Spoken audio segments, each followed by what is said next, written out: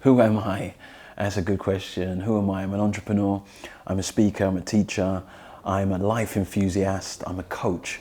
All these things, but what I feel like I am, I'm an excited student of life. I'm also an experienced teacher of life, and those two things I feel like. I help people to create lives that they love living. Now, it didn't always start like that. I grew up as a middle child in a low income bracket family, surrounded by a dysfunctional environment and littered with or riddled with insecurities, low self-esteem, low confidence, and frustration. I was frustrated that I couldn't live the life that I wanted to live, and I saw no evidence in it in other people around me either. I saw no one living a life that they were on fire about, they were motivated and inspired about, and that frustrated me. But that frustration turned to motivation. It motivated me to learn as much as I could in philosophy, psychology, and theology, and everything in between. Once I accumulated enough information, I applied it to my life and started creating and living a life that I love living. Now, after a while, I could sustain it, I could understand it. I started sharing it with others, helping them to create and live a life that they loved. And that brings me up to today. I'm still doing it. But the thing is, if I had to, shorten that and say, who am I really? I'm a soul that has a burning desire to wake people up, to help people to create the lives that they love living. And once they can do that, they can contribute that to the bigger picture or the bigger world. And that's who I am.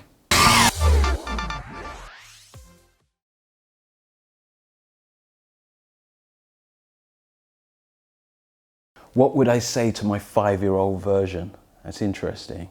Knowing me, I would try and stuff so many lessons into that 5 minutes. But if I had to pick one thing, it has to be around love.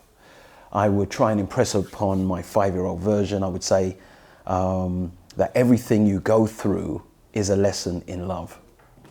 I would then say all of the situations, circumstances, and the challenges that face you give you an opportunity to grow as an agent of love. And why that is so significant is because you can study psychology, you can study theology, you can study quantum physics to string theory to the cosmological argument, teleological argument, or the ontological argument, whatever you want to study. It all distills down to, at the end of the day, love. And if you master love, you master everything. That's what I would say.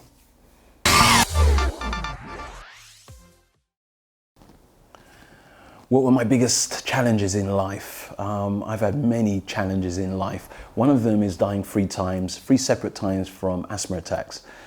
When you go through that, an experience like that, where life is slipping away from you, every single breath you take, life is slipping away. And you're not prepared, you're not organized, you haven't made your peace, none of that stuff. You're not prepared for it at all. You don't want it to happen.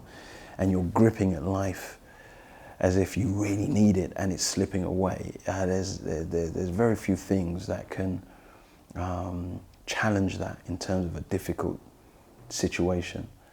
That was one of the biggest things I've had to deal with, and that's 3 times that happened, where, over a long period of time, had an asthma attack, and my wheezing got my breathing got much more difficult, to the point where nothing was working. My inhaler, what I depended on all my life, was not working at all. You'd take a couple of spurts, usually, and it would regain your breathing. But this was not working. In fact, it was getting worse, and to the point when I had to be rushed to intensive care, and the equipment that you relied on, you depended on, and you thought that would save your life, definitely, did not save your life. It wasn't working at all. None of it was working. The doctors, the specialists, none of it was working. Everybody rushing around. You had my parents screaming in the background and everything else, and I was slipping away while they were doing electric shock. And that's very, very scary. You have no dignity. You cannot regain your style or your rank or your, none of it. You don't have control over your organs, your bowels, or none of that. And there's no dignity there at all. I learned so much through the vulnerability of letting go, that's where you mature. And those challenging moments in my life have become my biggest blessings. So that's a very challenging time.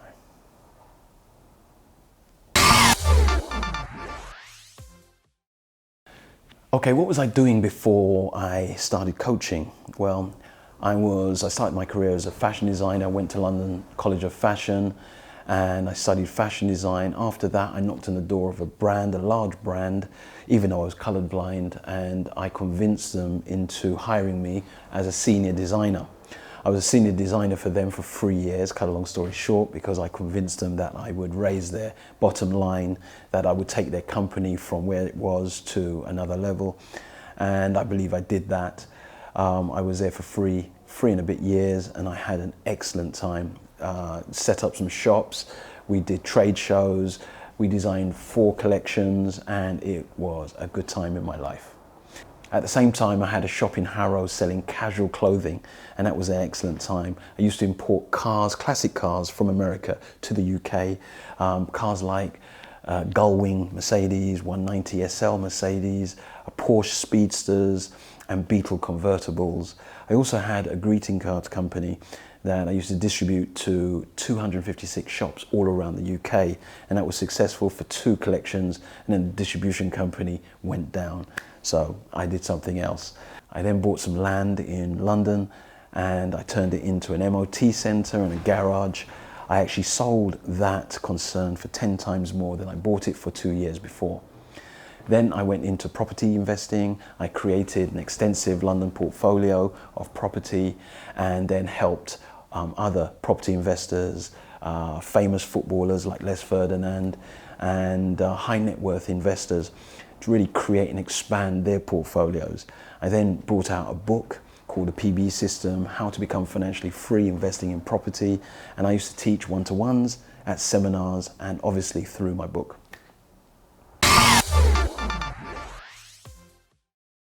What animal would reflect my character? That's interesting. I would say two animals would reflect my character. I would say first the lion, because it's a warrior, courageous warrior. It's a leader. It is a loner. But I would say the owl as well, because it is an observer. It sits on a high place observing. It sees the bigger picture, but it also sees the detail. And it observes and focuses on something, a target, and swoops down to get that target after it's observed it for a while. And that would suit my character, because I like to make every action count. What are my plans for the future? My plans for the future are to really impact upon 1 billion lives, to help people to wake up, to create lives that they love living. I want to do that through multimedia, through videos, through films, through retreats, through cruises, really big cruises, exciting cruises, and so much more. But I want to help 1 billion people to really wake up, to really live lives that they love living. That's what I want for the future.